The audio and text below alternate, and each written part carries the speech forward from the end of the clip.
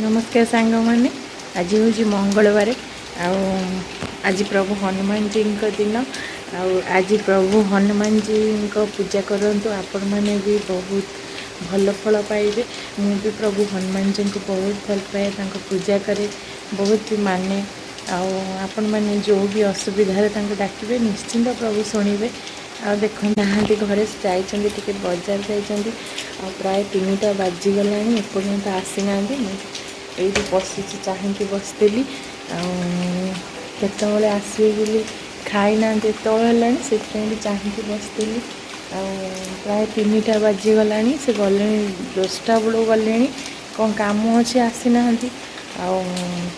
चाहती बसती वर्षा हो आज मत बहुत खुशी लगे मंगलवार है माने मत बहुत भल लगे कहीं प्रभु बार प्रभु बार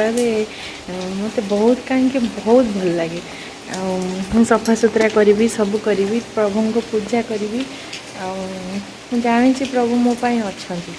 प्रति मुहूर्त अच्छा मुझे भी जो दुखरे पड़ी थे डाक दे मैंने शुणिबे तांको पूजा करने को भी भल लगे डाकवा को भी भल लगे बढ़िया वर्षा हो वर्षा तो लगी प्राय 3-4 दिन है वर्षा लगी चाहे ये बसती केतवे आसबे खाई ना आसिले बोधे देखुची आसिले कौन रखुची सांग मैंने आसिले बापा बो आसिले मुझे जाऊँ बापा बो खाया देवी नानी भी खाई सारे भी भोक लगे आम खाया देदेबू आबे मु खाऊ देखूँ आमर आज हो भात भात सहित देखूँ आलू को मसला दिखाई भजा हो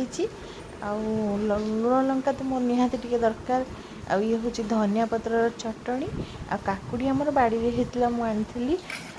हूँ मुग आलू डालमा एक्चुअली मुग आलू डालमा बहुत भल लगे और भात अरा भात बहुत भल लगे बहुत भी भल लगुच देखते सन्ध्या कितनी वर्षा है समय 6टा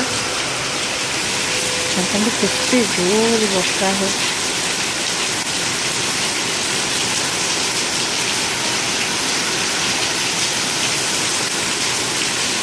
बहुत जोर वर्षा है